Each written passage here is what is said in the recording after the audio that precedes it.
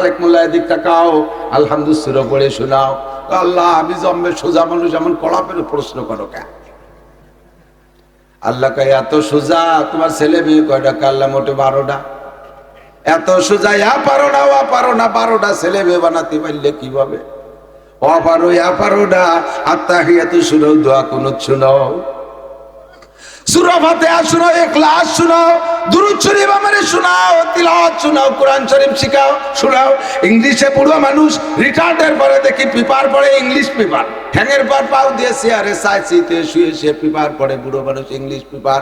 IA BMA pass করছো, এর জন্য কত সময় দেছো? আমার কোরআন শিখতে জন্য কতটুকু সময় দেছো একটু কইয়া যাও।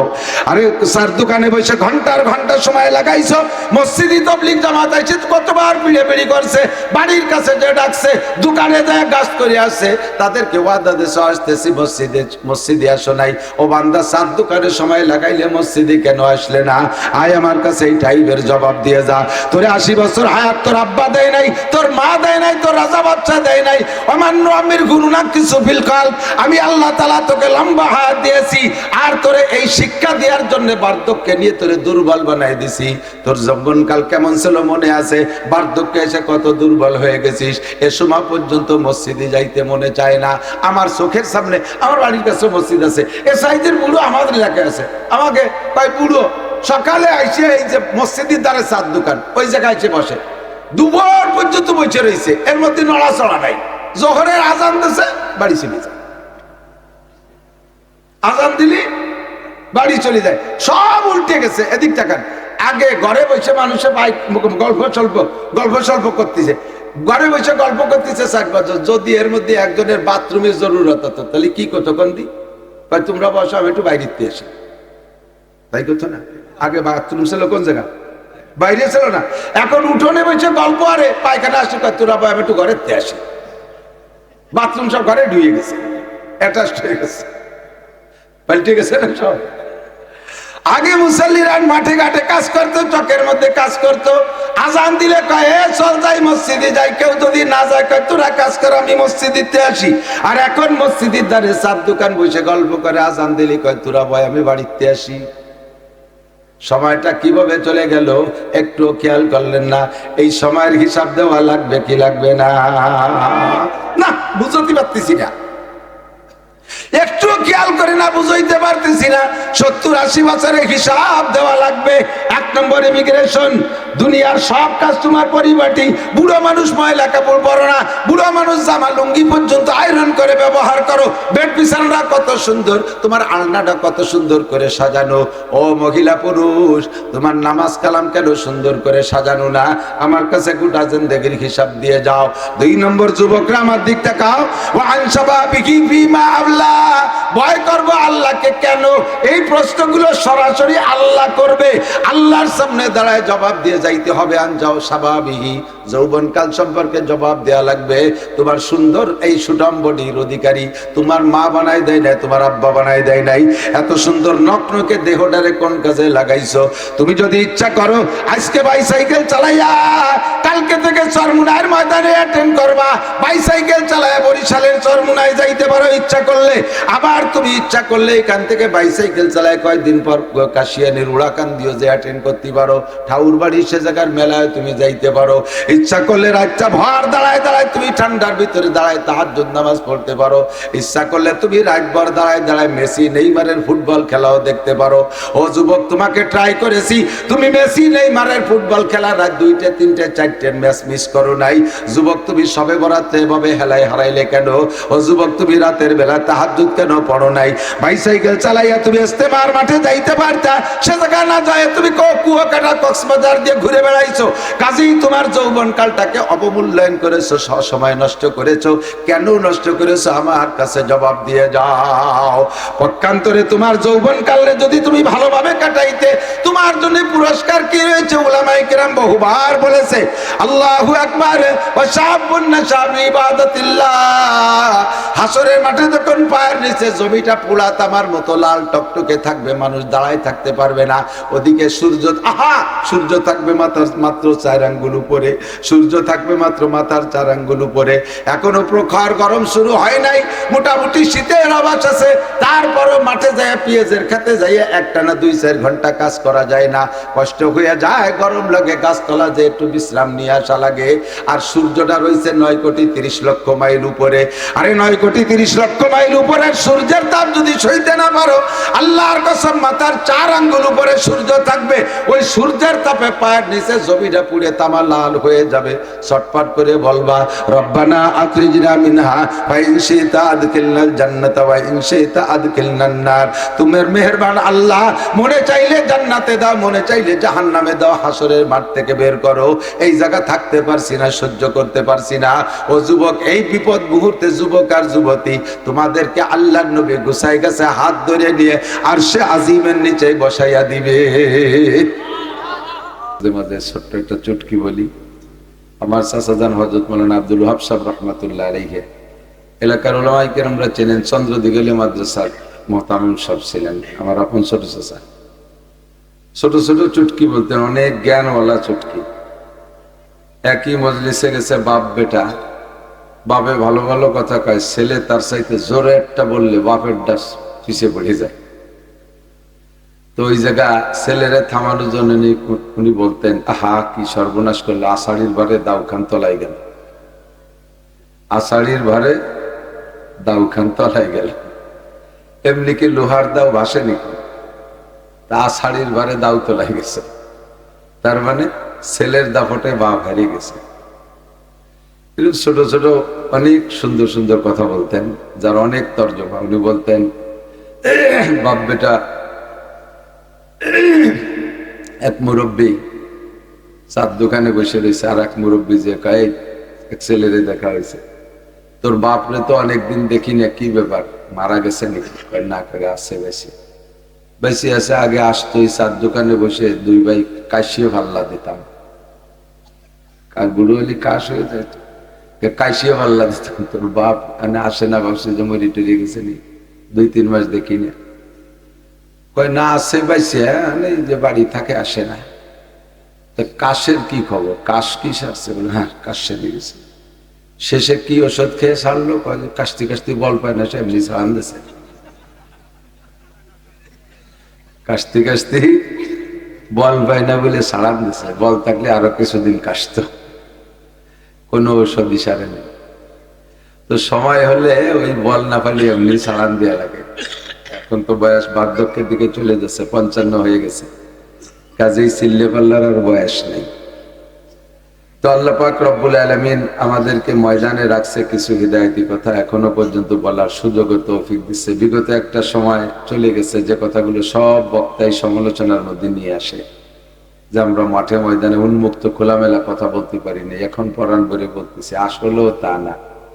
সে সময় এক দলে ঠেকাতে হয় না, আর এক দলে ঠেকায়, ঠেকা ঠেকি চলতেছে। আমাকে মুক্ত মন আর মুক্ত জবান আর হয় না, যতদিন পর্যন্ত দেশে ইসলামী হুকুমত না আসবে ততক্ষণ পর্যন্ত স্টেজকে সব কিছু থেকে পবিত্র করা বড় কঠিন হয়ে যাবে। দুঃখের বিষয় হলো, আমরা ইসলামী হুকুমত পাই, এটা তো সবাই চান, সত্যি মনেতে না ভেজাল আছে? দোয়া করেন যাতে পাই। পাওয়ার উপায় হলো, সমস্ত ওলামায়ে কেরাম যদি ঐক্য হয় তাহলে সম্ভব। কিন্তু সমস্যা হলো 3 মৌলবী 13 দল। কোন দলরে ভোট দেব? যে দলই আসে, খেলাফত মজলিস 3 প্রকার, বাংলাদেশ খেলাফত মজলিস, ইন্ডিয়ান খেলাফত মজলিস, পাকিস্তানি খেলাফত মজলিস, প্রত্যেক দলের মধ্যে 3-4 দল। আল্লাহ তাআলা সবগুলো দল গুছাইয়া আমাদের জন্য আসমানি রহমত, জমিনি বরকতের একটা ফয়সালা করে দিক, সবাই বলি আমিন। সিজনালি কিছু কথা সকলেই বলা উচিত, বলতে বলতে বান্দাদের মধ্যে আমলে আসতে পারে। আল্লাহ পাক রব্বুল আলামিন বড় দয়া করে, মায়া করে, মেহেরবানি করে আমাদেরকে মোহাব্বতের একটা ডাক দিয়েছেন। নবী পাক হিজরতের আগে কোরআন শরীফে যে আয়াতগুলো নাজিল হতো, তার মধ্যে আল্লাহ পাক আহ্বান করার জন্য, বান্দাদেরকে ডাকার জন্য যে শব্দটা ব্যবহার করতেন সেটা হলো ইয়া আইয়ুহান নাস। কোরআন শরীফের ভিতরে যত জায়গা দেখবেন ইয়া আইয়ুহান নাস, নিশ্চিন্তায় বুঝবেন এটা মক্কি আয়াত, হিজরতের আগের আয়াত। আর যেখানেই দেখবেন ইয়া আইয়ুহাল্লাযীনা আমানু, সেটারে দেখেই বুঝবেন যে এটা মাদানী আয়াত, হিজরতের পরে নাজিল হয়েছে। মক্কি আয়াতের ভিতরে আল্লাহ পাক বলেন ইয়া আইয়ুহান নাস, হে মানব জাতি, গোটা বিশ্বের সমস্ত মানুষ, মুসলমান, হিন্দু, বৌদ্ধ, খ্রিস্টান, কাফের, মুশরিক, মুরতাদ, বেঈমান, সবই তো মানুষ। টোটাল মানুষকে সম্বোধন করে আল্লাহ ডাক দেবেন ইয়া আইয়ুহান নাস ইত্তাকু রাব্বাকুম, হে জগতের মানুষ, তোমরা তোমার রবকে ভয় পাও, তোমাদের রবকে ভয় পাও। ইত্তাকু রাব্বাকুম আল্লাযী খালাকাকুম মিন নাফসিন ওয়াহিদা, যে রব তোমাদের সকলকে সৃষ্টি করেছে মাত্র এক ব্যক্তি থেকে। কয় ব্যক্তি? ব্যক্তির নাম কি? রবীন্দ্রনাথ ঠাকুর? আদম আলাইহিস, ব্যক্তির নাম আল্লাহ। এক ব্যক্তি থেকে, একজন মানুষ থেকে, একজন মানুষ থেকে সমস্ত মানুষকে সৃষ্টি করেছে, সেই মানুষটার নাম আদম আলাইহিস সালাম। হাকিমুল উম্মাত আশরাফ আলী থানভী রহমাতুল্লাহ আলাইহি আদম আলাইহিস সালাম আজ থেকে কত আগে আসছেন, দুই নবীর মাঝখানে ডিস্টেন্স হিসাব করতে করতে করতে করতে সিরাতে খাতামুল আম্বিয়ার ভিতরে লিখেছেন আদম আলাইহিস সালাম আজ থেকে 9.5 বা 10,000 বছর আগে দুনিয়া আসছেন। এই 10,000 বছরের আগে একজন মানুষও দুনিয়ায় ছিল না। সর্বপ্রথম মানুষ আদম আলাইহিস সালাম। উনি আদম আলাইহিস সালামের সন্তান হইতো জোড়ায় জোড়ায়, কিচ্ছা শুনেছেন সবাই, এক ছেলে এক মেয়ে, এক এক জোড়ায় হতো। এ জোড়ার ছেলে ও জোড়ার মেয়ে, এভাবে বিয়ে হতো। আর তো মানুষ নাই, ওদের মধ্যে বিয়ে দিতে হবে, একটু ডিস্টেন্স, দূরত্ব লাগবে, দূরত্বটুকু ভাবেই তৈরি করতেন। এই পক্ষের ছেলে ও পক্ষের মেয়ে, এভাবে বিয়ে হতো। ওনার 125 জোড়া সন্তান জন্ম দিয়ে আদম আলাইহিস সালাম দুনিয়ার থেকে গেছেন। ওনার 1000 বছর হায়াতের ভিতরে 125 জোড়া সন্তানের থেকে সন্তান হতে হতে নাতি নাতকুরো দিয়া 1,25,000 সন্তান উনি দুনিয়ার থেকে দেখে গেছেন 1000 বছরে। তো আদম আলাইহিস সালামের আগে দুনিয়ায় কোনো মানুষ ছিল না, এটা আমরা ইতিহাসে পাই। কয়েকদিন আগে বাংলাদেশি সাংবাদিকরা একটা সংবাদ প্রচার করছে, আমি দেখেছি, সেটা নিজেই শুনেছি, দেখেছি। তাতে ওনারা লিখলেন ভারতে, এই কি বার্মা, এই যে বার্মা আছে আমাদের এই পাশে, বার্মার আরাকান রাজ্যে আজ থেকে 13,000 বছর আগে মানব জাতির আগমন হয়েছে। আদম আলাইহিস সালামেরও 3,000 বছর আগে তো এই জায়গা মানুষ। ও নিষেধ করে কয় আল্লাহ বাকি ভালো জানে। মানুষের মাটির নিচে কোনো কঙ্কাল পাইলে বিজ্ঞানীরা গবেষণা করে করে মাঝে মাঝে খবর দেখি এটা 50,000 বছর আগের মানুষ, অথচ আদম আলাইহিস সালাম আইছে 10,000 বছর আগে। আর ওই মানুষগুলো 50,000 বছর, ওর আব্বা ভয় দিয়ে দিতেছে সেগুলো। আল্লাযী খালাকাকুম মিন নাফসিন ওয়াহিদাহ ওয়া খালাকা মিনহা, একটা মানুষ থেকে সমস্ত মানুষকে বানাইছে। সূচনা কিভাবে? সর্বপ্রথম ওই মানুষটার স্ত্রীকে বানাইছে মিনহা, ওই মানুষটা থেকে। হা মানে নফস, নফস মুয়ান্নাস। আদম আলাইহিস সালাম থেকে তার স্ত্রীকে বানাইছে। আল্লাহ পাক যে আদমকে বানাইতে গোটা দুনিয়ার মাটির উপরিভাগ চামড়া থেকে মাটি তুলে নিয়ে মাটি দিয়ে আদমকে আলাদা বানাইলেন। মাটির তো জগতে অভাব ছিল না যে হাওয়া আলাইহিস সালামকে আলাদা মাটি দিয়ে তৈরি করবে, কিন্তু তা না বানাইয়া মিন জিলাইহিল আইসার, বাম পাশের এই পাজরের যে বাঁকা হাড্ডি, এর একটা হাড্ডি খুলে নিয়া সেই হাড্ডি থেকে হাওয়া আলাইহিস সালামকে তৈরি করেছেন। কেন বানাইলেন আলাদা মাটি দিয়ে না বানাইয়া? আদম আলাইহিস সালাম বাম পাজরের হাড্ডি দিয়ে কেন বানাইলেন? কয় পাজরের হাড্ডি নিজের শরীরের অঙ্গ, অঙ্গের প্রতি যেই ভালোবাসা থাকে অন্য জিনিসের সাথে সেই ভালোবাসা থাকে না। কথা বল।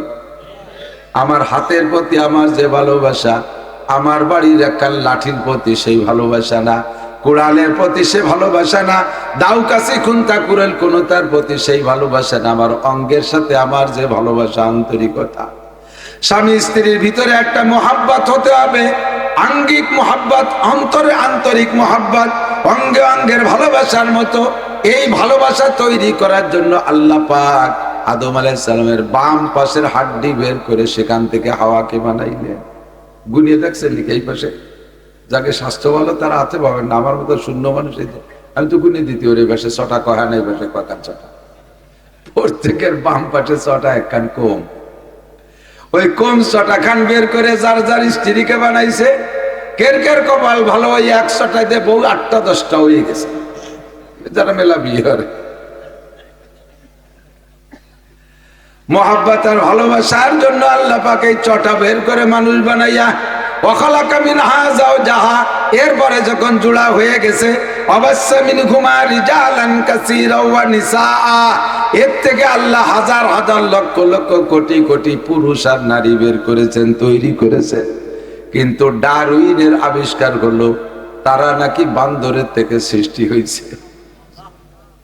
কত বড় বেয়াদব, কত বড় বেয়াকুব! চিন্তা, কের যদি ব্যাকগ্রাউন্ড খারাপ থাকে, আছে না সমাজে অনেক ব্যাপার, পিছনের দাদা পরদাদা এরা সুবিধা ছিল না, হঠাৎ করে ইনি আঙ্গুল ভুলে কলা গাছ লেখাপড়া শিখে টিকে বিসিএস ক্যাডারে বড় অফিসার হয়ে গেছে। এখন এই অফিসাররা যদি জিজ্ঞেস করেন আপনাদের পূর্বপুরুষ কেমন ছিল, আমাদের 3 পুরুষ আগে জমিদার ছিল, অথচ এই খাতে পেঁয়াজের খাতে পেঁয়াজ লেখা বেড়াইছে, পরের বইতে কামলা দিয়ে বেড়াইছে, তা কবেই না। আমাদের ওই পাশে একটা জায়গা আছে, নাম কব না, ইউটিউবের আবার পৌঁছে দিবে না তাকে কাছে। ছোটবেলায় আমি যখন মিজান না হবে বা ফার্সি বলে মিজান পড়ি, মামা বাড়ি রমজান মাসে একটু বড় হয়েছি, মামাকে তারাবি পড়াইতাম। তো ওই সময় খবর পাইলাম ওই এলাকায় আল্লাহ মামা বাড়িও কয়ে ফেলেছে, তাতে আমার তো সবাই ছিল যে মামা বাড়িতে তো এলাকা বাইর করে ফেলবেন। যা কইছি তা কইছি।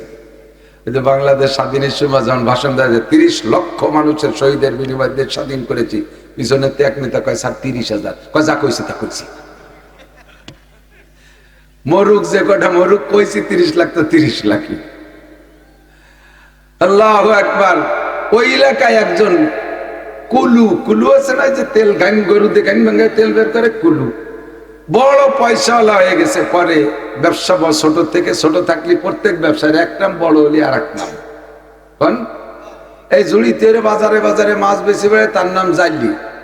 আর যখন বড় মাছের কারবার করে তখন ফিশারিজ ইন্ডাস্ট্রিজ, ভাষা পাল্টে গেছে। যতদিন তাঁতের কাজ করে নিজে হাতে গামছা বুনয়, ততদিন হলো কাইরিয়াল জুলা। আর যখন বড় ইন্ডাস্ট্রিজ বানায় ফেলায় দেয়, তখন তার নাম কি কয়, কি যেন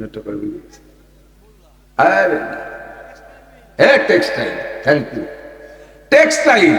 তখন নামায় কি, টেক্সটাইল। একই কাজ, বাজারে বাজারে জুড়িতে জুড়িতে তেল বেশি বেড়ায়, তাকে তেলীয় ব্যাপারী। আর যখন বড় কারবার করে রাস্তার পাশে বিশাল করে, তখন পাম্পের মালিক। যতদিন এরকম গাইন ঘুরে বেড়াচ্ছে, ততদিন কুলু। যখন বড় তেলের পাম্প, তেলের কারখানা করে ফেলেছে, তখন হচ্ছে অয়েল ইন্ডাস্ট্রিজ। এই অয়েল ইন্ডাস্ট্রিজ হওয়ার পরেও কিন্তু তার নামটা সে কুলু কইয়েই ডাকে সবাই এলাকায়, অমক কুলু। আর লজ্জাতে, আজ থেকে 40 বছর আগের কথা, 40-42 বছর আগে, সেই সময় ওই লোক এলাকায় এসে কইছে, আমি 3 লক্ষ টাকা দেব, তোমরা গরু কিনে খাইয়া আমার এই কুলু বাদ দেবা। এই কুলু নাম সয়দা। সে সময় 1000 টাকায় যে গরুটা হইতো, এখন সে গরুটার দাম 1.5-2 লাখ টাকা। মুরব্বীরা সাক্ষী দেন, 40 বছর আগে যে গরুটার দাম 1000, এখন দাম 1.5-2 লাখ টাকা না? তো 3 লাখ টাকা মানে 2 লাখ টাকা দামের 300 গরু। এই খাইয়া আমারে কুলু কবা না। তোরা কয় দেন টাকা দেন, আমরা খাই, আমরা কব না, আর কেউ কুলি ঠেয়া দিয়ে। তো ব্যাকগ্রাউন্ড কুলু, এইটা শুনতে ভালো লাগে না, তাই পাল্টানোর জন্য কোটি কোটি টাকা খরচ করতে রাজি। আর আমাদের ব্যাকগ্রাউন্ড আদম আলাইহিস সালাম জান্নাতি মানুষ, এই কথা বলতে লজ্জা লাগে। ব্যাকগ্রাউন্ড বান্দর ছিল, ওর আব্বা বান্দর, তাই কথা বললি বলে ক্রেডিট বাড়ে।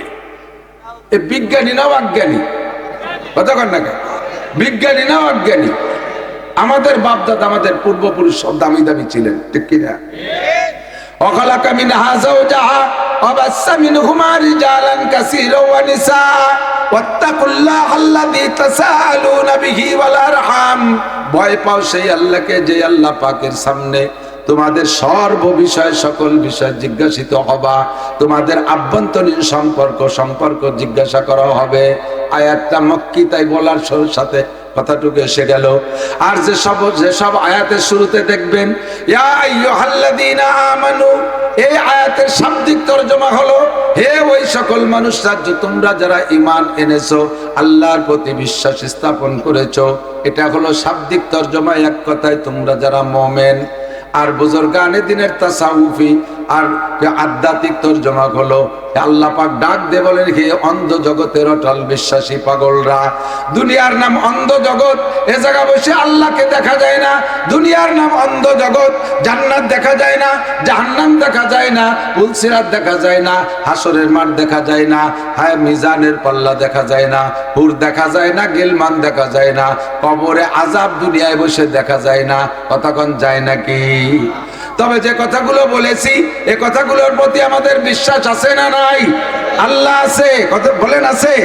আল্লাহ আছে, রাসূল সত্য, জান্নাত আছে, জাহান্নাম আছে, পুলসিরাত হবে, হাসর নাসর সবই আছে, ফেরেশতা আছে, আসমানি কিতাব বিশ্বাস করি, দুনিয়ায় থেকে একটাকেও না দেখে বিশ্বাস করি বিদায় আল্লাহ পাক বড় মহব্বতের সাথে আপনাদেরকে ডাক দিয়েছেন, হে আমার অন্ধ জগতের অটল বিশ্বাসী পাগলরা। দুনিয়ায় বহুত পাগলামি করেছো।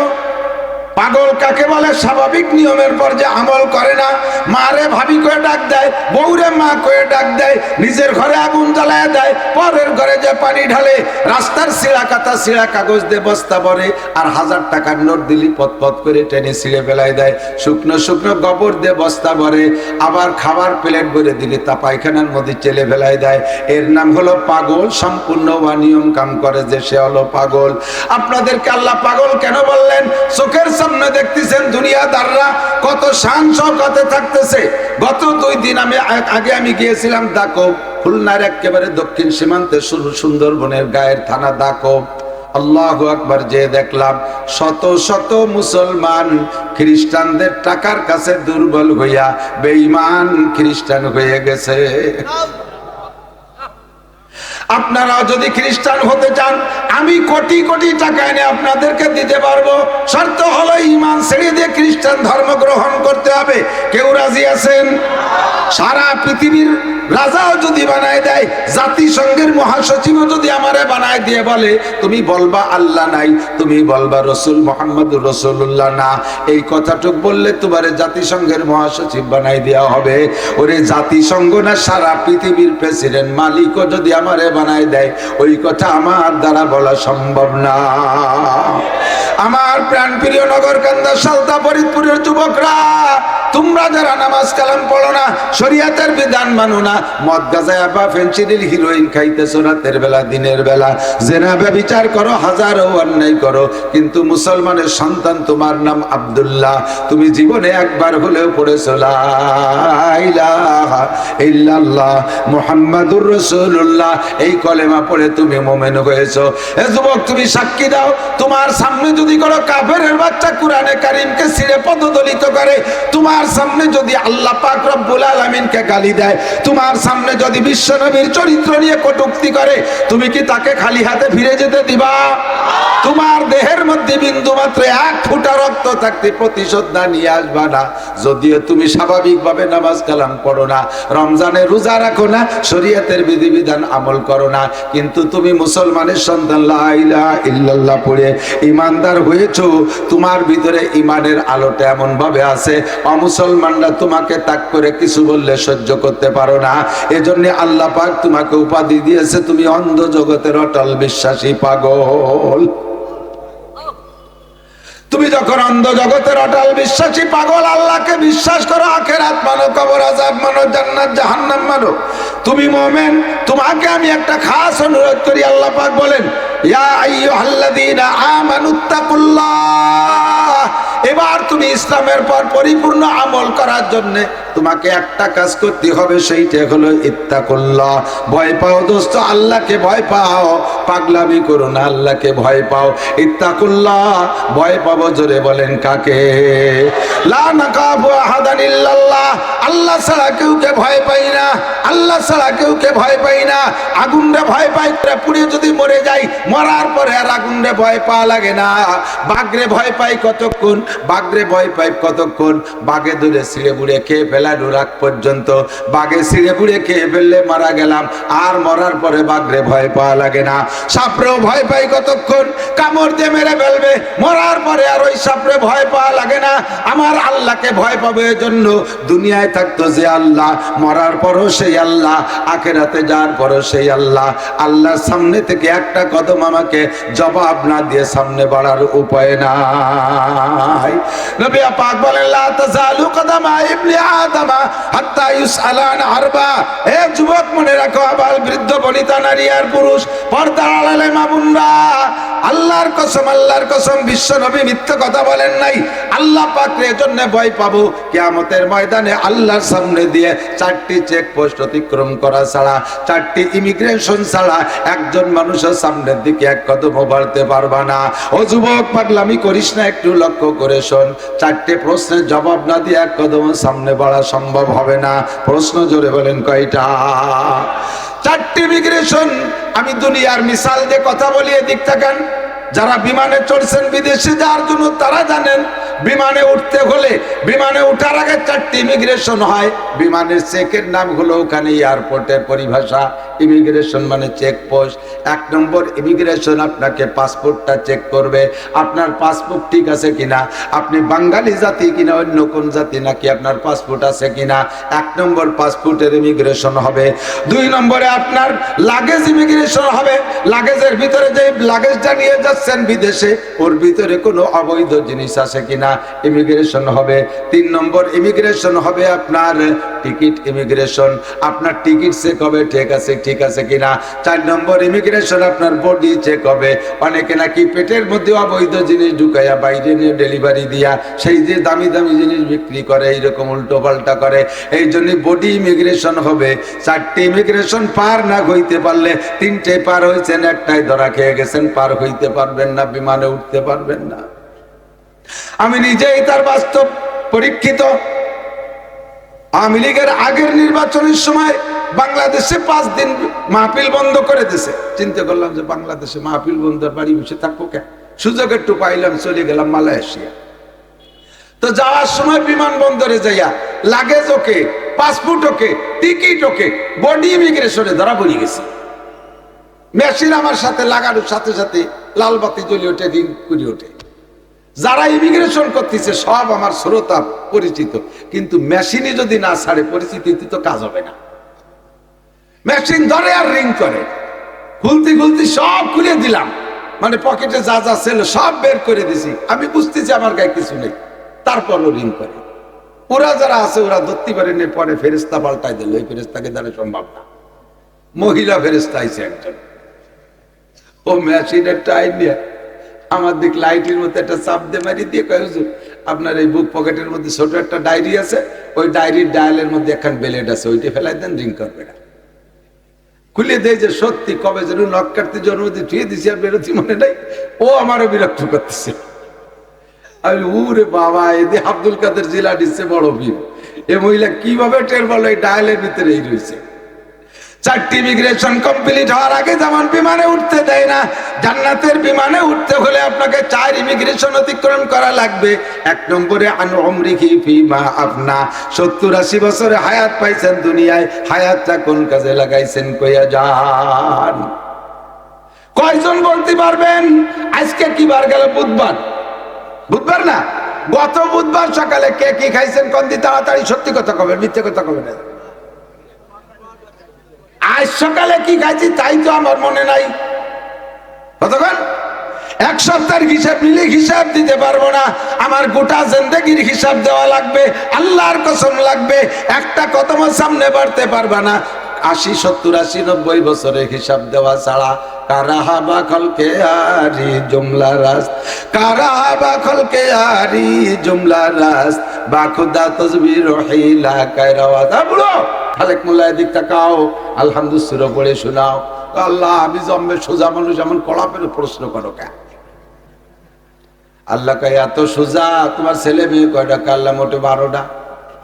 এত সোজা, পারো না, 12টা ছেলে মেয়ে বানাতে পারলে কিভাবে? অপারো, পারো না। আত্তাহিয়াতু শুনো, দোয়া কুনুত শুনো। সূরা ফাতিহা শোনাও, ইখলাস শোনাও, দুরূদ শরীফ আমারে শোনাও, তিলাওয়াত শোনাও, কোরআন শরীফ শিখাও, শোনাও।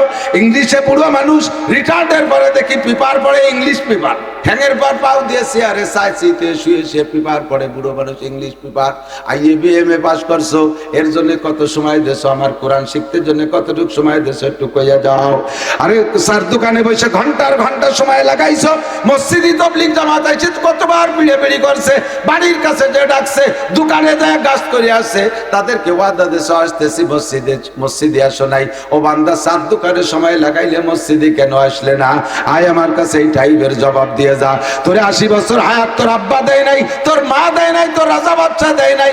অমান্য আমির গুরুনা কিছু ফিলকাল, আমি আল্লাহ তাআলা তোকে লম্বা হায়াত দিয়েছি, আর তোরে এই শিক্ষা দেওয়ার জন্য বার্ধক্যে নিয়ে তোরে দুর্বল বানাই দিছি। তোর যৌবনকাল কেমন ছিল মনে আছে? বার্ধক্যে এসে কত দুর্বল হয়ে গেছিস। এ সময় পর্যন্ত মসজিদে যাইতে মনে চায় না।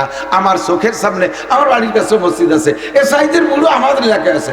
আমাকে কয় বুড়ো সকালে আইসে এই যে মসজিদের দ্বারে চার দোকান, ওই জায়গায় এসে বসে, দুপুর পর্যন্ত বসে রয়েছে, এর মধ্যে নড়াচড়া নাই।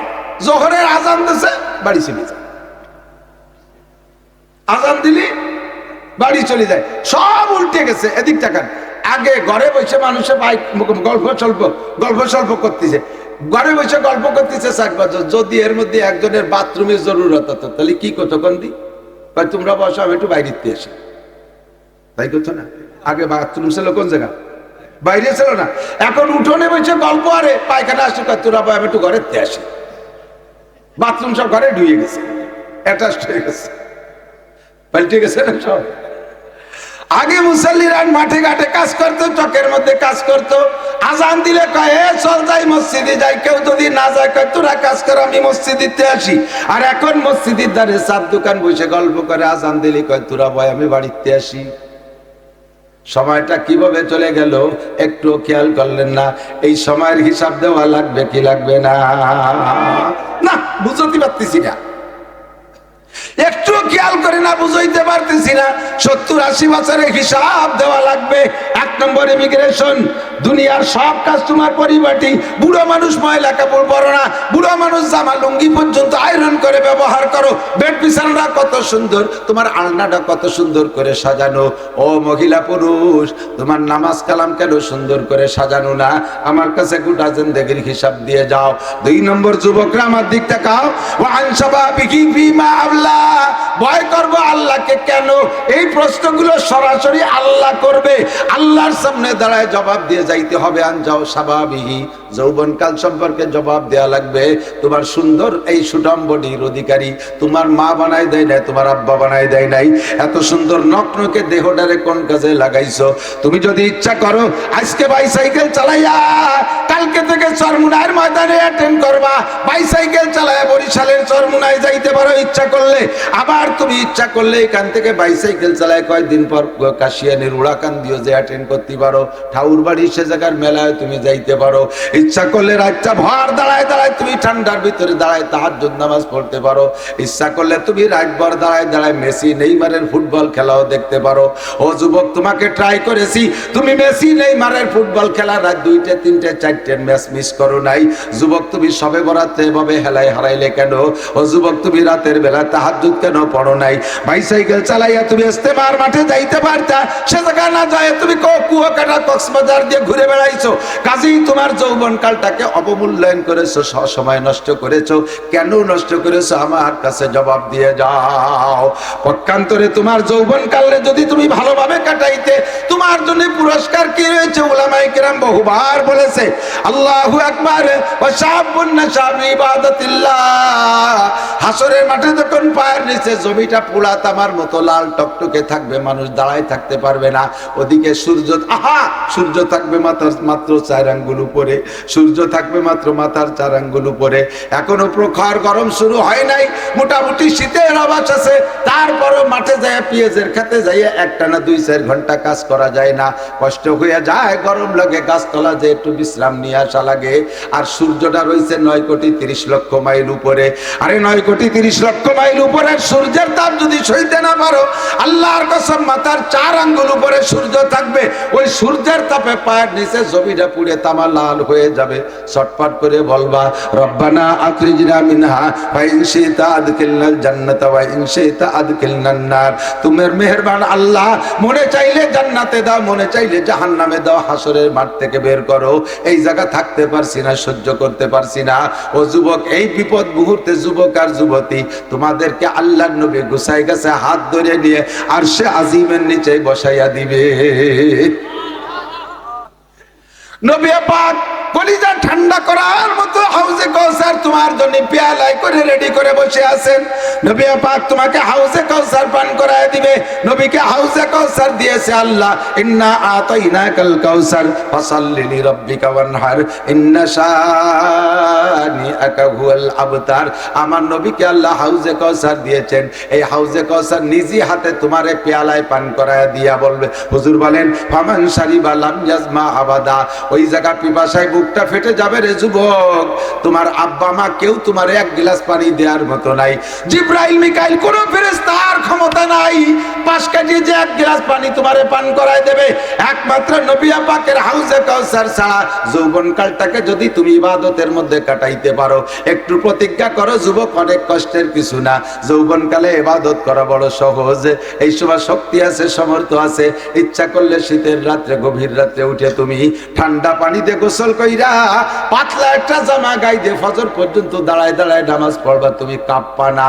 বৃদ্ধ হয়ে গেলে কিন্তু এই কাম করা যায় না। বৃদ্ধ হয়ে গেলে গরম পানি দিয়ে ওযু বানায়, তাড়াতাড়ি মুছে জ্যাকেটের মধ্যে হাত ঢুকানো লাগে, নইলে ওই হাতে প্যারালাইসিস এসে যায়, হাত পা ভেঙে নিয়ে আসে। দাঁড়াইয়া নামাজ তো দূরের কথা, বসেও পড়তে পারে না, ল্যাপ গায়ে দিয়ে শুয়ে পড়া লাগে। ওই বয়সে কিছুই করা যায় না। যৌবনকাল রে কাজে লাগাও যুবতী মাইয়া। ফেসবুক, টেলিভিশন, ইউটিউবের ভিতরে যেভাবে চক্ষু লাগায় ঢুকে আসো, ওই চক্ষুটা ওখান থেকে উঠাই আই না, একটু কোরআনে কারিম তিলাওয়াতের মধ্যে ঢুকাও। স্কুল কলেজ ইউনিভার্সিটিতে যারা পড়াশোনা, দেখবা তুমি যদি সকালবেলা ফজরের নামাজ পড়া সূরা ইয়াসিনটা তিলাওয়াত কইরা বই নিয়ে বসতে পড়তে বসো, অন্যদিন বিনা ইয়াসিনে পড়লে যে কয় ঘন্টা লাগে একটা কিছু মুখস্থ করতে, আজকে তার চেয়ে অনেক কম সময়ের মধ্যে তোমার মুখস্থ হয়ে যাবে। ফজরের নামাজ পড়ে তিলাওয়াত করলে বুকের ভিতরে সাহস আসবে। স্কুলে যাবি, কলেজে যাবি, যে জায়গা যাবি, আল্লাহ তোরে আলাদাভাবে পাহারাদারি করবে, হেফাজত করবে। নামাজ পড়ে বের হবা, তিলাওয়াত করবা, মজাই পাবা আলাদা। এই কামটা যৌবনকালে করা সম্ভব, বৃদ্ধকালে সম্ভব না। 2013 সালে আমি 20 জনের এক জামাত নিয়ে তবলিগে গেছিলাম কিশোরগঞ্জ। এর ভিতরে 12 জন ছেলে স্কুল কলেজের যুবক, আর আমরা আলেম ছিলাম 3 জন, 12 আর 3 15, আর 5 জন ছেলে এই কায়দা মতো পাকা পাকা বুড়ো। আমরা 3 হুজুর প্ল্যান করলাম তবলিগে যাইয়া 5-6 ঘন্টা খালি ফাজাইলে আমার তবলিগে নিসাব পড়ে, আর কোরআন শরীফ মস্ক করা, সূরা মস্ক করার জন্য 10 থেকে 15 মিনিট বরাদ্দ। এইটা আমারে খুব হিট করছে। আমাকে আমির সাহেব ছিলেন আপনাদের বলমারির মজিবার দারোগা সাহেব, উনারও সেই একমত যে মুরব্বীরা এই করে, আমরা ওই করব, এর উল্টো করা যাবে না। আমি বললাম যে ভাই 15 মিনিট কোরআন শরীফ পড়া শুদ্ধ করার জন্য আপনি তো কয় চিল্লা দেশের আলহামদুলিল্লাহটা শুনুন দি, কয়টাগুলো বাদ দেন, আগে ভাজাইলে আমার পড়ি। আমি বাদ দেবো, আসলটাই ধরবো। কোরআন শরীফ নিজে পড়তে পারো না, এই জন্য কোরআন শরীফ এখানে পড়াবে না বেশি টাইম। আমরা 3 হুজুর আইছি, এই বাকি 17 জনের কোরআন শরীফ শুদ্ধ করে পড়ায় বাড়ি নেব, এই প্ল্যান করছে। আমির সাহেব পড়া বাধা দিচ্ছে, না এটা তবলিগির নিয়ম না, এটা তবলিগির নিয়ম না, তবলিগি কোরআন পড়া পড়ি নাই। আমি যে তবলিগি কোরআন পড়া পড়ি নাই, ওই তবলিগ আম্মা বাদ, ও বাদ, আমি ওই তবলিগি করবো না। স্থানীয় কিশোরগঞ্জের পাকুন্দে থানার আমিরকে উনি জানা দিয়েছে, সব আমির এসে হুজুর নতুন করে আবিষ্কার করবেন না, যেভাবে মুরব্বীরা চালায় সেইভাবে। আমি বললাম যে তাহলে আমি তবলিগি করবো না। আমি টাকা নিয়েছি, এই 20 জনকে এক চিল্লে ঘুরে খাওয়াই নিয়ে যাবো, সেটাকে আমি একা নিয়েছি, আর ওরা তো যাত্রা নিয়ে আইছে। তাবু কেনবো, বাইরে ফাঁকা জায়গা বসে বসে তবলিগ করবো, তোমাকে মসজিদেও থাকবো না। তবলিগি থেকে যদি কোরআন শরীফ পড়া শেখা না যায়, তাহলে কিসের সাথে তবলিগ হলো? আপনারা কি বলেন? সারা জীবনে যদি একবার এক লাইনে ফাজাইল আমাল তবলিগে নিসাব কেউ না পড়ে আর না শোনে, উলামায়ে কিরাম সাক্ষী, কিয়ামতের ময়দানে আল্লাহ তাআলা তাকে ধরবে না। কিন্তু আউয়ালু মা ইহাসাবু বিহিল আবদু ইয়াউমাল কিয়ামাতিস সালাহ, কিয়ামতে সর্বপ্রথম জিজ্ঞাসা হবে নামাজ। জোরে বলেন কি যে? আর নামাজ ভাঙার 19টা কারণের 1 নম্বর কারণ কিরাত অশুদ্ধ পড়া। আর সেই কিরাত জীবন ভরে পড়বে না, ফাজাইলে আমাল 6 ঘন্টা পড়বে। কাকড়াইল ফোন দিলাম যে ভাই আমি তো এই করতে চাচ্ছি, আমি সব ঠেয়ায় কাকড়া লিখতে ফোন দিয়ে কল যে আমি যে কাকড়াইল পাঠাই দেন, ওটাতে দরকার নেই, শিখেন কোরআন শরীফ। আমরা 3 হুজুর আল্লাহর রহমতে নেমে গেলাম, এই 15 জন নিলাম। আমি সব যাই নেই, পরে ছিল আমির সব সহ এই কয়েকজনরে নিয়ে বসলাম মোটামুটি। এখন বুড়ো 5 জন আর জুয়ান হলো, যুবক হলো 12 জন, 15 12 আর 5 17 জন, আর আমরা 3 হুজুরের 20 জনের জামাত। চেষ্টা করে মাত্র 3 দিনই যুবক যে কয়জন, যে কথা বলতে চাইছি, যুবক যে কয়জন সেই কয়জনের মাত্র 3 দিনই কোরআন শরীফ পড়া শিখে ফেলাইছি। 38 দিনে তাদেরকে 8 পারা সবক পড়াইয়া বাড়িয়েছি। থাক ফাজাইলে আমল বাদ যাক, আর এই সময় ফাজাইলে আমল পড়বই না। এখন ওরা কোরআন শরীফ পড়ার নেশাই হয়ে গেছে, অন্য কোনো কিছু শুনতে চায় না। আর এই বুড়ো যে কয়জন, বুড়ো কয়জন তো একেবারে আঠাইয়ে মাটি চুইয়ে সইতিয়ে ডেলা, ওর মধ্যে কিছু ঢোকে না। এই বুড়োকে 38 দিনে পারলাম না, পারছি। তারপর কাঁচাই ফেলাইছিলাম, অক্ষর চিনেছি, জের জবর চিনেছি, জজম তাসদিদ চিনিয়ে ফেলাইছি, মোটামুটি শব্দ তৈরি করা প্রায় শিখে ফেলাইছি। আর এক চিল্লে থাকতে হলে এখন সেই নিয়ে বলতে চাইছি এটা যে বৃদ্ধ হয়ে গেলে ব্রেন মগজ সবকিছু শক্ত হয়ে যায়, এ সময় সম্ভব না। তোমরা যুবক যারা আছো, ও যুবক একটু প্ল্যান করে, একটু প্রতিজ্ঞা করো, আমি যৌবনকালে কোরআন শরীফ পড়া শিখবই। স্কুলে পড়ো দোষ নেই, কলেজে পড়ো দোষ নেই, বিশ্ববিদ্যালয়ে পড়ো, ডাক্তারি পড়ো, মেডিকেল পড়ো, যা আছে ইঞ্জিনিয়ারিং সায়েন্স সব পড়ো, ফাঁকে তুমি কোরআন শরীফটা পড়া শেখো। দেখবা তোমার কর্মজীবনটা কত উন্নত হয়, কত উজ্জ্বল হয় কিয়ামতের ময়দানে। শাবুন নাশা ফি ইবাদাতিল্লাহ, যে যুবক তার যৌবনকালটাকে ধর্মের মধ্যে কাটাইলো, ওই যুবকরা যে আরশে আজিমের নিচে ছায়া দেবে, তুমি সেই যুবকদের কাতারে আরশের নিচে ছায়া পেয়ে যাবা। আল্লাহু আকবার। আন শাবাবিহি ফিমা আবলা, যৌবনকাল সম্পর্কে জিজ্ঞাসা হবে, কোথায় কাটাইছো, কোন বাগানে, কোন গাজার আড্ডায়, কোন জায়গায় যে কতটুকু কাটাইছো, ক্রিকেট ফুটবল হাডুডুর মধ্যে কতটুকু সময় দিয়েছো, খেলা করার ভিতরে খেলা দেখার মধ্যে কতটুকু সময় দিয়েছো, জবাব দিয়ে যাও। 3 নম্বর ইমিগ্রেশন আন মালিহি, মাল সম্পর্কে জিজ্ঞাসা করা হবে, মিন আইনা ইকতাসাবা ফিমা আনফাকা, এই মালের মালিক তুমি কিভাবে হইলে, কোত্থেকে কামাই করেছো, হালাল ভাবে উপার্জন করে হারাম ভাবে খরচ করেছো, এটাও তুমি অন্যায় করেছো। উদাহরণ নেন, দিক তাকান। ভ্যান চালায়া টাকা কামাই করা বড় কষ্টের টাকা, হালাল টাকা। রিক্সা চালায় টাকা কামাই করেছেন, নসিমন করিমন চালায় টাকা কামাই করেছেন, পেঁয়াজের খেতে কামলা দিয়ে টাকা কামাই করেছেন, এমন করে বিভিন্ন ভাবে টাকা কামাই করেছেন, হালাল ভাবে কামাই করেছেন। সপ্তাহের পরে যাইয়া, সপ্তাহের শুরুতে শনিবারে যাইয়া ব্যারাকের কিস্তি দেন, গ্রামীণ ব্যাংকের কিস্তি দেন, আশা প্রশিকার কিস্তি দেন।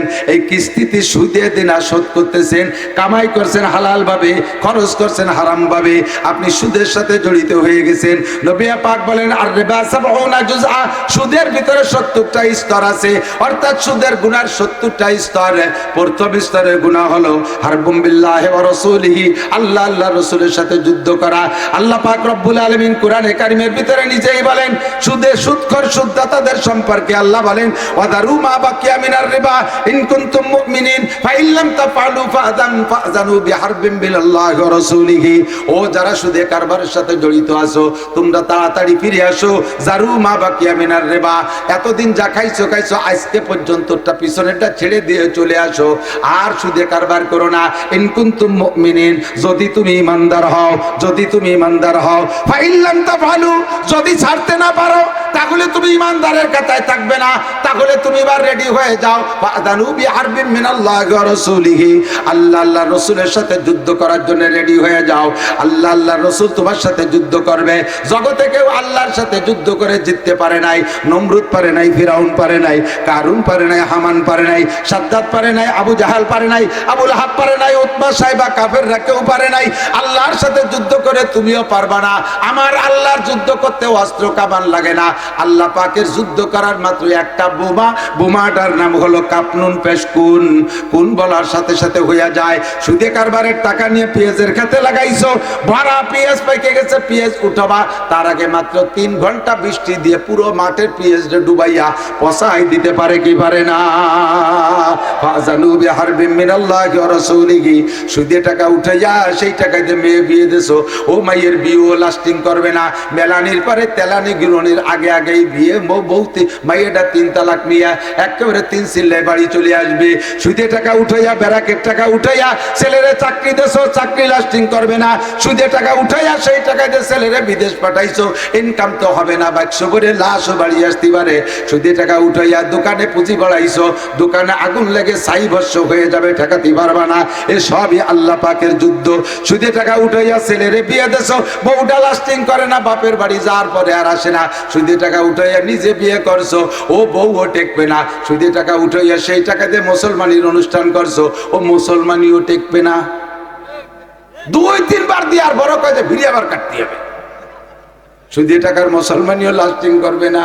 জারুমা বাকি আমিনার রিবা, আল্লাহ কাছে যুদ্ধ আমি করব, আমার সাথে যুদ্ধ করে টিকবি না। 1 নম্বর গুনাহ, 70 গুনার 1 নম্বর গুনাহ। লাস্টে যাইয়া একেবারে 70 নম্বর, হ্যাঁ 70 নম্বরের সুদে গুনাহ। আপনাদের এদিক তো সুদে কারবার নেই? না না না, সবাই দাঁত মেজে ফেলাইছে। হ্যাঁ আছে। হাজারে হাজার টাকা সাথে 1 মণ পেঁয়াজ, এ সুন্নত আছে না? হাজারে হাজার টাকার সাথে 10 কেজি পাট, এ সুন্নত আছে না নাই? হাজারে হাজার টাকার সাথে 1 মণ ধান, হাজারে হাজার টাকার সাথে 100 টাকা। ওই টাকা 100 না দিতে পারলে পরের মাসে থেকে 1100 টাকা, 110 টাকা। চক্রবৃদ্ধি সুদ বাড়তে আছে না নাই? 70 নম্বরের গুনাহ যেটা, সুদখোর সাবধান হয়ে যাও। 70 নম্বর গুনাহ হলো আইয়ান কি আর রাজুলু উম্মা।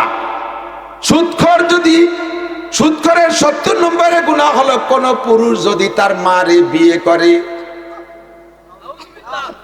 কাঁপে না কেউ। মারে বিয়ে করলে কি বিয়ে হয়?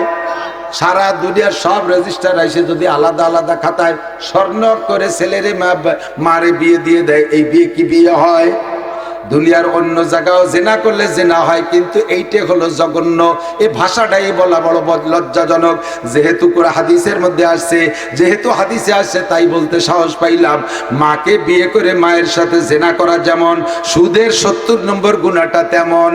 যদি কেউ পারো মায়ের সাথে জেনা করতে, তাহলে সে আজকে থেকে সুদে কারবারের সাথে জড়িত থাকবা, ব্যারাকের সাথে জড়িত, অ্যাডামসের সাথে জড়িত, কারিতাসের সাথে জড়িত, বিআরডিবির সাথে লেনদেন, গ্রামীণ ব্যাংকের সাথে লেনদেন, আশার সাথে লেনদেন, যত সুদের সংস্থা আছে এবং পারিবারিক সুদ আছে, সামাজিক সুদ আছে, সুদে কারবার যতগুলো আছে সবগুলো সম্পর্কে আল্লাহর কাছে জবাব দেওয়া লাগবে। আন মালিহি মিন আইনা ইকতাসাবা ফিমা আনফাকা। কামাই করছো হালাল ভাবে, খরচ করো যাইয়া সুদের ভিতরে যাইয়া, এটা অন্যায়। 2 নম্বর, কামাই করছো হারাম ভাবে, হালাল ভাবে খরচ করছো। যেমন ঘুষ খাইয়া মোটা টাকা কামাই করে 50 লাখ টাকা দিয়ে মসজিদ করে দেয়, 50 কোটি টাকা দিয়ে কাবার গিলাপ বানায় দেয়, আজকুর নেকিও হবে না, পুয়াডা নেকিও হবে না। বরং হাদিসে আসে লা সাদকাতা মিন গুলুলিন, হারাম মালের সদকা আল্লাহ কবুল করে না। ইন্নাল্লাহা লা ইয়াকবালু ইল্লা বিত-তাইয়্যিব, আল্লাহ পবিত্র দান ছাড়া গ্রহণ করে না। তুমি দিয়েছো মসজিদ বানাইয়া, ওই মসজিদে নামাজ পড়ে আরবিটারা জান্নাতে যাবে, তবে মসজিদের বিনিময়ে যেটা পাওনা ছিল তুমি পাবা না। ইন্নামা ইয়ামুরু মাসাজিদাল্লাহি মান আমানা বিল্লাহ, আল্লাহ কয় যারা মসজিদ নির্মাণ করে তাদেরকে আমি ইমানদার বলে মেনে নেই, তাদেরকে মুমিন বলে আমি সার্টিফিকেট দিয়ে দেই। কিন্তু তুমি সুদের টাকা, হারাম টাকা, ঘুষের টাকা, চুরা টাকা, ডাকাতি করা টাকা দিয়া মসজিদ বানাই দেছো, একটা নেকিও পাবা না। সুদের টাকা, হারাম টাকা দিয়ে মাদ্রাসা বানাই দেছো, নেকি পাবা না। হারাম টাকা দিয়ে তুমি মসজিদে কি বলা হয় কোরআন শরীফ কিনে দেছো, মাদ্রাসায় একটা নেকিও পাবা না। বরঞ্চ নেকির নিয়ত করলে, খেয়াল, নেকির আশা করলে বেঈমান হয়ে যাবা। কেন? হারামকে হালাল মনে করলে ঈমান থাকে না। ক্বালান নবী সাল্লাল্লাহু আলাইহি ওয়াসাল্লাম মা আমানা বিল কুরআনে মান ইস্তাহাল্লা মাহারিমাহু, কুরআনে যাকে হারাম বলছে তাকে যদি তুমি জায়েজ মনে করো, কুরআনে যাকে হারাম বলছে তাকে যদি হালাল মনে করো, কুরআনে যাকে নাজায়েজ বলছে তারে যদি জায়েজ মনে করো, তাহলে তুমি বেঈমান হয়ে যাইবা। মিন আইনা ইকতাসাবা ফিমা আনফাকা। আমার দিক খেয়াল করেন, এদিক তাকান। এই আইল ঠেলার মধ্যে বিশাল একটা মজা আছে। আপনাকে পেঁয়াজের ক্ষেতগুলো তো বড় সুন্দর আইল করা আছে, ধানের ক্ষেতে আইল ঠেলা যে কি নিশা, আরে কপাল। কিছু কিছু বুড়ো আছে সংসারের থেকে রিটায়ার্ড, ছেলেরা ভালো কামাই, আরে বাপেরে টাকা দেয়, আব্বা 50,000 টাকা একেবারে চা পান বিস্কুট সংসার করে আব্বা মারে নিয়ে খাইয়ে উড়োই দেবেন, 1 টাকা আমাকে হিসেব দেওয়া লাগবে না, কোনো কাজে হাত দেবেন না। বুড়ো হয়ে গেছে, আপনি অনেক কষ্ট করে আমাকে মানুষ বানাইছেন, এখন আমরা মোটা কামাই করি, বুড়ো কালে কোনো কাজ করবেন না। বুড়োরে সব কাজেতে রিটায়ার্ড করে দিছে, কোনো কাজে বুড়ো হাত দেয় না, কিন্তু একটা কাজেতে বুড়ো রিটায়ার্ড হতে পারে না। আসরের পরে ট্যাঙ্গি একখান নিয়ে বিড়ি যাইয়ে চকে যাইয়া আইল গাড়ি দিয়া, মাঠে জমির মাঝখানে কত বন, তাতে একটা কল দেবে না, যত বন আলির মধ্যে। আসরে পরে জিকির ফিকিরির সাথে আইল করছে, কোপে কোপে জিকির, সুবহানাল্লাহ, আলহামদুলিল্লাহ, আল্লাহু আকবার, লা ইলাহা ইল্লাল্লাহ। 30 বছর আইল করছে, বুড়ো জমি বেচতে। যে কেনে সে কাজে কাকা মাপে জমি কি ঠিক হবে, কবিটা মাফি কিনতে গেলে ঠকে যাবে, যা কইছি নিয়ে দে, কারণ আমার জমি কোনোদিন কম পড়ে না। 30টা বছর আইল করছে জিকির ফিকিরির সাথে, 2 কাঠা বাড়বে ছাড়া কমবে না। মানজালামা শিবরাম মিনাল আর, নবী পাক বলেন, যদি পরের জমি আধা হাত পরিমাণ জুলুম করে খাও, এইটা হারাম খাইছো, তুবিকাহু ইয়াউমাল কিয়ামাতে সাবউর দিন, ওর গলায় কিয়ামতের ময়দানে 7টা জমিনে আংটা লাগাইয়া গাঢ় ঠাইসে ধরে কুজুইরে গলায় বাঁধি দিয়ে ফেরেশতারা পিছনে 14 মনে গুরজু নিয়ে দাঁড়াইয়া মাজার আইল মাসাল ভাঙ্গিয়ে ফেলাই দেবে, পিটাইয়া কোমরে তুলে বাড়ি দেবে, আর কবে চুজা বুড়ো জমি খা, যে আসরের পরে পোচা জমি দিছি তোরে, জম্মের খা খা, হারাম ভাবে কামাই করে ফসল হারাম, সবকিছু হারাম। এর কারণে দোয়া কবুল হয় না, দোয়া কবুল হয় না। মাল সম্পর্কে জিজ্ঞাসা আল্লাহর কাছে হতে হবে কিনা, কথা বলেন, জিজ্ঞাসিত হতে হবে। দুনিয়ার মানুষের কাছে জিজ্ঞাসা করে, যে কয়েক বছর আগে ফখরুদ্দিন, ইয়াজউদ্দিন, মঈনুদ্দিন, তিনউদ্দিনের বাংলাদেশ ছিল না, এই আওয়ামী লীগের 16 বছরের আগে তত্ত্বাবধায়ক সরকারের সময় গেছে না, এটা মনে আছে না? সেই সময় তিনউদ্দিনের বাংলাদেশ, ফখরুদ্দিন তত্ত্বাবধায়ক সরকারের প্রধান, ইয়াজউদ্দিন প্রেসিডেন্ট, আর মঈনুদ্দিন সেনা প্রধান। তিনউদ্দিনের কাছে বাংলাদেশের 2 দলের নেতা নেত্রী ধরা খাইছে কি খায় নাই? কতক্ষণ উনাদের কাছে প্রশ্নের জবাব দেওয়া লাগছে। কয় প্রশ্নের? 4টে। নামাজ, রোজা, হজ, যাকাত, কুরবানি, ফরজ, ওয়াজিব, সুন্নাত, মুস্তাহাব, ইশরাক, আমিন, তিলাওয়াত, পর্দা, কিছু না। ওই 4 প্রশ্নের ভিতরে 3 নম্বর প্রশ্নের জবাব দেয়া লাগছে। নেতাকে ডেকে ডেকে কয়, মিনাইন ইকতাসাবা ফিমা আনফাকা, তুমি নগরকান্দা সালতাইতে আইস দিয়ে এই বেস্তে ভ্যানে ভ্যানে ঢাকা আসতে আইটিয়ে একটা সিরা গেঞ্জি, একখান ভাঙ্গা সুটকেস নিয়ে তুমি 20 তালা দালান বানাইলে কি এর? এই এক প্রশ্নের জবাব দিয়ে যাও। মিনাইন ইকতাসাবা ফিমা আনফাকা, এই 20 কেন গাড়ির মালিক হইলে কে রে? তেলের পাম্পের মালিক হইলে কি করে? গাজীপুরে গার্মেন্টস এর মালিক হইলে কি করে? তোমার এই 50 পর 200-500 বিঘা জমি রাখলিয়া, এই নগরকান্দা সালতার বিল ধরে রাখিবেন, এই টাকা কোথায় পাইলো কাকা? এইটুক পেয়ে যাও। এই পতি যাইয়া ফখরুদ্দিনের কাছে জবাব দিতে যাইয়া বহুত নেতাগুতা মুহাজিরে ইন্ডিয়া হিজরত করে ইন্ডিয়া চলে গেছে, হিজরত করে লন্ডন, হিজরত করে সিঙ্গাপুর, আর যেগুলো ধরা পড়ছে রমজানের আগেই সেগুলোরে এতেকাফে বসাই দিয়েছে জেলখানায়। কথা কন না কেন?